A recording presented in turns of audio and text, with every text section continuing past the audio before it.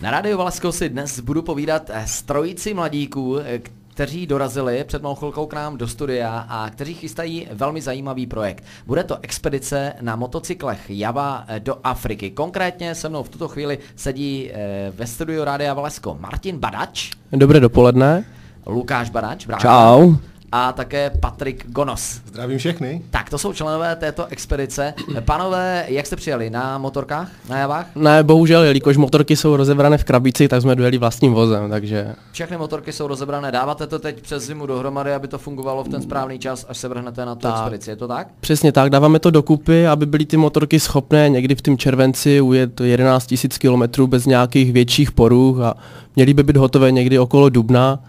A od toho dubna do toho července by měli najezdit nějakých 5 až 6 tisíc kilometrů, aby jsme prostě zjistili, jestli jsou schopni tuto trasu absolvovat. Opravujete si na tom všechno sami, nebo máte nějaké mechaniky, nějaké pomocníky? Tak, všechno sami, svoji práci. Máme i jednoho známého, který nám speciálně upravuje motory, válce a stará se nám o to, aby ujelo těch 11 000 km, všechny 3 motorky. Proč zrovna na Javách? Proč zrovna jedete na Javách? Tak asi pro jejich jednoduchost a spolehlivost, je tam jednoduchá údržba, levné náhradní díly a vlastně já nevím, jak by to... No, nikdy nás nikde nenechali. Máte třeba i nějaké ohlasy od výrobce na tu vaši cestu? Už se někdo ozval? Přímo z firmy? Já konkrétně jsem byl přímo ve fabrice Java, kde jsem mluvil s jedním zástupcem z ředitelů. Ten nás jako podpořil, řekli, že nám poskytnou nějaké díly na cestu, nějaké upomínkové předměty a tento projekt se jim celkem líbil, no, takže neměl vůbec námitky s námi nějak spolupracovat. Možná bychom úplně na začátek teda mohli představit, co vás vlastně všechno čeká, celý ten projekt, jak dlouho pojedete, kde všude máte, kde bude cíl té cesty a tak dále. Takže měli bychom vyjet 5. července a měli bychom jet směrem na Rakousko, na Švýcarsko až do Francie k Atlantiku, kdybychom potom měli obrátit na jih a projet Španělsko, přeplout přes Gibraltar do Afriky a najezdit po té Africe asi nějakých 2 500 kilometrů, to by nám mělo trvat v té Africe 10 dní. A cíl té cesty takový oficiální je to město tam Marrakeš, to je asi jedno z nejstarších měst v Maroku. A pak to ještě otočíme ještě jižněji, kde dosáhneme pouště, nebo respektive pouštních dun, Erdhevi, a to bude vlastně nejjižnější část té naší cesty, jo. Takže tam oficiální cíl je taková ta Marrakeš a neformální cíl je až ta poušť. Nemáte z toho strach se pouštět do pouště? No, tak jelikož jsme si loni vyzkoušeli, že taková cesta jde ujet, když jsme ujeli jenom 5000 km za nějakých 16 dní, tak tam jsme vlastně zjistili, že něco takového na těch motorkách jde ujet a od toho se vlastně odvíjela tady ta cesta, která už vznikla vlastně na té cestě loňské v té Francii. Proč jste si vybrali právě Maroko? Tento africký stát? No tak původně my to vždycky děláme takovým způsobem, že někde si naplánujeme cestu a pak to během měsíce ještě furt protahujeme a my jsme měli původně naplánované, že pojedeme na Gibraltar a zpátky, ale když jsme tak blízko té Afriky, tak už nám bylo líto se tam nepodívat a nakonec to vzniklo tak, že tam v té Africe strávíme 10 dní místo jednoho, což byl plánované. Nemáte strach z Afriky třeba, že je to jiný kontinent? Já si myslím, že v rámci zachování nějakých základních bezpečnostních pravidel se tam člověk může cítit bezpečně. Jo. Jako opírám se o fakta, které jsem si přečetl, ještě jsem tam v životě nebyl, takže uvidíme. Našimi dnešními hosty na Rádiu Valašsko jsou Martin Badač, Lukáš Badač a Patrik Gonos, členové expedice do Afriky na motocyklech. Vy se jich stále můžete ptát, na co chcete. Pokud máte nějaké dotazy, tak je pište nejlépe na studio@radiovalašsko.cz. No a poslouchejte dále náš rozhovor. Za okamžik pokračujeme. Našimi hosty ve vysílání Rádia Valašsko jsou dnes motorkáři z Tiché, konkrétně Martin Badač, Lukáš Badač a Patrik Gonos, kteří chystají cestu do Afriky na motocyklech Java. Pánové, já jsem někde viděl na vašich stránkách nebo někde na internetu, že ještě nemáte uzavřený ten tým, že jste dali někde nějakou výzvu, kdo by se chtěl připojit, takže se klidně může ozvat. Platí to ještě nebo? Ano, tohle ještě platí. My v této době máme 3 motorky, na kterých jedeme my 3. Ozvali se nám 2 potenciální spolujezdci a kdo by chtěl jet, tak to už vám řekne Lukáš teďkom.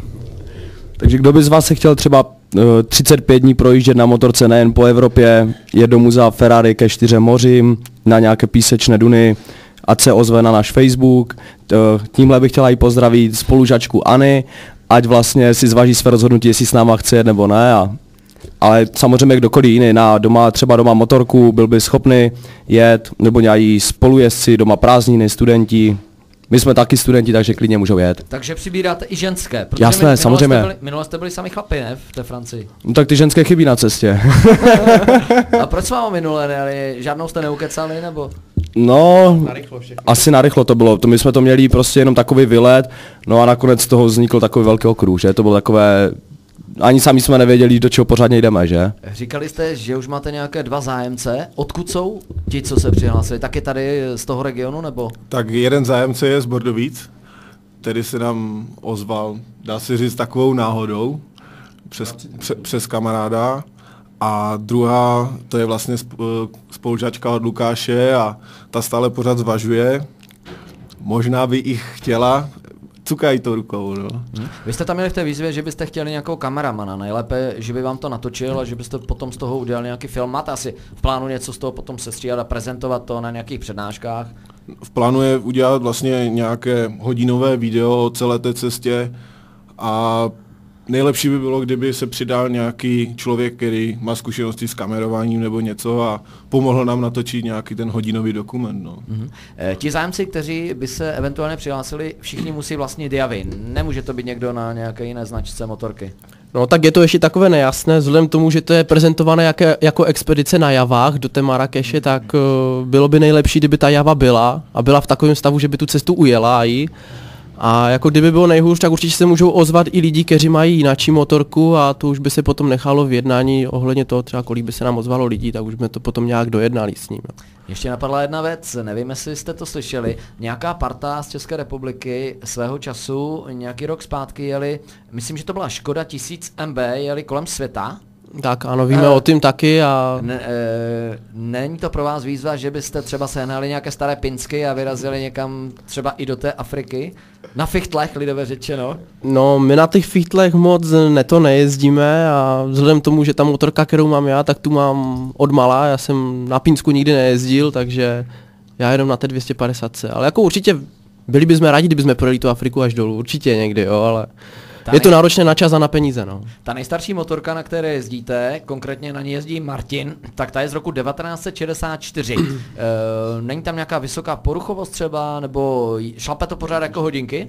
Vzhledem k tomu, že ona vlastně byla loni od ledna do června renovovaná a měsíce na ní zajíždělo a v srpnu jsme vyjížděli, takže ta příprava byla asi taková, že během toho měsíce se 5krát rozebral motor a složil a naštěstí se potvrdilo, že těžko bylo na cvičišti a lehko na bojišti, což mi jenom v Alpách praskla žárovka, takže... Pánové, Martin Barač, Lukáš Barač a Patrik Gonos jsou našimi hosty ve vysílání Rádia Valesko. Samozřejmě, když vyrazí na takovou dlouhou cestu, tak musí sebou vést i spoustu věcí, i nějaké náhradní díly a o tom si budeme povídat mimo jiné tak za chvilku. Pánové říkali, že mají také nějaké veselé příhody z cestování, takže na to se mrkneme. Za pár minut poslouchejte dále Rádio Valesko. Našimi dnešními hosty jsou motorkáři z Tiché, kteří se chystají na motocykle Java dobít Afriku. Jmenovitě se mnou jsou ve studiu Martin Barač, Lukáš Barač a Patrik Gonos. My jsme se bavili o tom, že vy jezdíte na historických strojích. Nejstarší motorka je z roku 1964, to je v podstatě veterán, s tím už se dá excelovat i někde na veteránských srazech, ne? Ano, přes rok jezdím po těch srazech, no. Kdyby se náhodou stal nějaký problém, že by něco přestalo šlapat, dejme tomu v té Africe, vy sebou asi potáhnete spoustu náhradních dílů, předpokládám? Ano, tak jako vezeme s sebou hromadu jako náhradních dílů, ať už je to přes nějaké lanka, tak přes písty, kroužky a já sebou povezu dokonce i válec. Ale kdyby se nám, nedej bože, pokazilo něco, co bychom fakt sebou neměli, tak tady doma budeme mít 5 členy domácí tým. Tímto bych je chtěl pozdravit a děkujeme, že se s námi na tím podílejí, kteří vlastně budou i obstarávat naše facebookové stránky během té doby, co my budeme pryč a bude to vlastně takové online sledování té cesty na tom Facebooku a ti, kdyby se nám něco pokazilo, tak jim akorát dáme adresu, kde zrovna jsme, co potřebujeme a ať nám to tam pošlou, ať na nějakou adresu baráku nebo na ambasádu. To už jenom potom, jak se prostě domluvíme. No. Takže budete čekat, houpat nohama, čekat, jestli něco budeme si užívat sluníčka, no. Opalovat se, koupat se. A vlastně uvidíme, kde nám to zdechne, že? A možná pošlete potom nějakou SMS-ku šéfovi do práce, že přijedete o nějaký ten týden později. No, tak já mám naštěstí výhodu, že v práci jsou vůči mě celkem loajální a že mě v tím podpoří, takže doufám, že se nebudu moc jako zdržet deal, ale tato varianta, kdyby se připustila, tak ví o tím. Skoro 40 dní volno, to je dost. Ano, vzhledem k tomu, že vlastně pracuji v autoservise u soukromníka, takže jsem si jako nesmírně vděčný tomu, že mi vlastně tu možnost dal a když mi vlastně přímo řekl, že mě v tím podpoří, tak jako bylo to pro mě jako radost, že to nemusím krátit tu cestu. Kolik třeba váží ta bagáž? Vezete spoustu náhradních dílů, nějaké věci na převlečení, jídlo asi a tak dále. Kolik jeden z vás veze na té motorce? Odhadem možná 50 až 60 kilo, to bylo na loňské cestě. A vzhledem k tomu, že letos vezeme těch dílů víc, vezeme i náhradní kanistry na vodu, na benzín, takže odhadují 70-80 kilo. To cestování přináší asi spoustu příhod a spoustu zážitků, to asi především jde. A vy, když jste byli v loni v té Francii, ano, tak my jsme se tady bavili před tady tím vstupem, že tam máte spoustu zážitků, tak hoďte něco do placu, nějakou veselou příhodu z cesty do Francie na motorkách Java. Tak jeden z velkých zážitků z cesty je z jednoho francouzského kempu, kdy jsme vařili polívku a já jsem zkoušel předchozí plynové bomby, jestli bude hořet. A kemp najednou z planu, začala hořet všechna suchá tráva, tak jsem začal do všeho kopat, ať polívka nezačne hořet nebo něco a podal jsem Lukášovi tak i nohu a spalil ho. Jestli k tomu Lukáš chceš něco dodat? Jenom 2 dny opuchla noha, protože bylo horko, já jsem měl jenom cukle bez ponožek, tak jsem chodil 2 dny s opuchlou nohou. To byla taková nejveselější příhoda z té cesty do Francie. Ještě něco vás tam potkalo zajímavého? No, tak ono těch veselých příhod je víc a i těch dobrodružných příhod. Třeba například jsme měli neplánovaný přejezd přes Alpy v noci, kdy jsme vlastně druhý den měli ujet nějakých 600 kilometrů a GPSka nám hlásila v 8 ráno, že dojedeme o 10:30, tak se to celkem dalo, ale ona počítá, že jedete mimo obec 90 a my jsme měli průměr do těch 2,5 tisícových hor 30 za hodinu, jo, takže se nám to protáhlo až do 3:30 do rána a ještě k tomu u nás na jedné hoře o 2:30 ráno začalo sněžit, takže jako dobrodružství bylo. A kde vy tak spáváte při tom cestování? Vezete sebou stany a většinou po kempech, nebo máte domluvené nějaké ubytování, někde hotely, penziony? No převážně z 90% to vždycky máme domluvený kemp, nebo domluvený vyhlídnutý kemp, kde bychom se ubytovali, jak je tam otevřeno na recepci ceny, protože potřebujeme znát i ten rozpočet na tu cestu, kolik budeme potřebovat, tak máme zjištěné vždycky ceny toho kempu, do kolika je tam asi ta recepce otevřená, no a ta motorka se tam vždycky někde vyjde, i když bude plno. Našimi dnešními hosty na rádiu Valašsko jsou Martin Barač, jeho bratr Lukáš a také Patrik Gonos. Za chvilku pokračujeme v našem povídání nejen o cestě na africký kontinent. Na rádiu Valašsko si právě teď povídám s pány Martinem Baračem, Lukášem Baračem a Patrikem Gonosem, kteří chystají projekt expedice do Afriky na motocyklech Java. No a přišel tady dotaz, napsala Lada a ptá se, jestli by se mohla přidat teda Láďa vlastně, ne Lada, Láďa, jestli by se mohlo přidat k expedici s Wartburgem. Tak já si myslím, že by nemusel být problém, ale hlavní je, aby to bylo schopné ujet aspoň těch 11 000 kilometrů. Mechanika máme sebou, který má 6letou praxi, takže pokud by se na cestě pokazila nějaká banální věc nebo motoru něco, myslím si, že by nebyl problém to spravit. Pokud by třeba nejezdil s tím Varťasem příliš rychle a neujížděl vám a netrápil vás, tak by se mohl přidat klidně. Pokud mu nebude vadit průměrná rychlost 60-70 km za hodinu, jsem tam nějaká zastávka v kolonách nebo něco takového. A pro vás by to mohlo být jako takové doprovodné vozidlo, takže byste měli luxus, že by tam možná mohli něco naložit, že? Se budeme mít aspoň kde schovat před deštěm. Nebo tak. Já jsem se ještě neptal, kolik to vlastně stojí, takové cestování. Vy jste byli ve Francii v loni, to vás vyšlo na kolik a na kolik vyjde teď ta plánovaná cesta do té Afriky? Tak ta loňská poloviční cesta oproti letošní, tak ta byla asi do nějakých 20 000 na tu osobu. A ta letošní cesta, pokud počítáme, že pojedeme my 3, tak je okolo 150 000 a to vychodí kolem necelých 50 000 na osobu a je v tím zahrnuté jako všechno, je v tím benzín, je v tím ubytování, jsou v tím nějaké trajekty, nějaké návštěvy, očkování, prostě všechno. Máme udělaný rozpočet, že bychom se měli fakt vejít do toho, co plánujeme. Mě by ještě zajímalo, jak to máte třeba se stravováním, jak plánujete stravování v Africe, nebojíte se nějakých střevních potíží, protože změna kontinentu, změna stravy a tak dále? Tak my zaprvé budeme něco nakupovat v tom Španělsku a za druhé myslím si, že máme mít s sebou nějaké troje očkování, které by nás jako mělo částečně si myslím ochránit, nevím, co na tím bude pravda. A myslím si, že v druhé řadě budeme se spolíhat na to, že když oni tam jí to jídlo, tak taky nechcou, aby jim bylo blbě, takže snad to přežijeme. No, tak oni jsou na to zvyklí, že? Tak jako... No tak si budeme muset zvyknout asi taky na těch 10 dní. Třeba berete sebou slivovici jako prevenci, že si vždycky na večer, když už nebudete muset vyrazit na motorce, dáte nějak preventivně?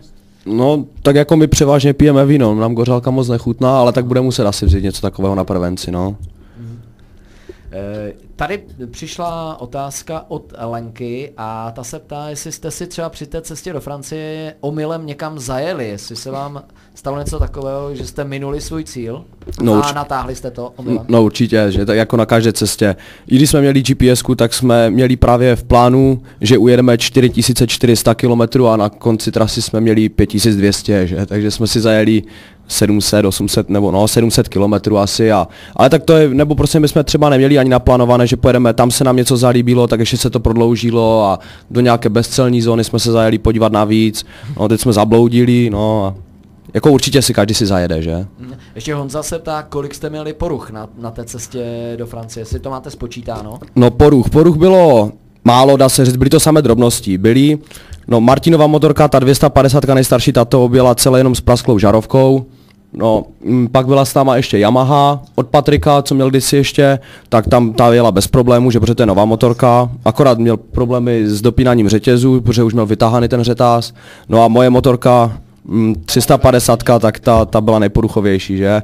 A právě, že co jsem všechno vyměnil před jízdou, od nějakých nových lanek až, já nevím, faje, svíčky jsem měnil, tak všechno, co jsem vlastně vyměnil, všechno se mi na cestě pokazilo. Na Radio Valesko si povídám s pány, kteří se chystají na expedici do Afriky na motocyklech Java. Jsou tady se mnou Martin a Lukáš Baračovi a Patrik Gonos. Pokud se jich chcete cokoliv zeptat, stále můžete posílat vaše dotazy.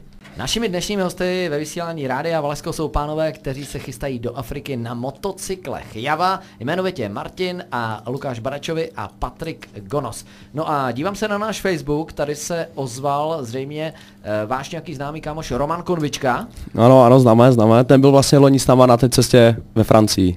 Aha, a on už s váma teď nepojede do té Afriky?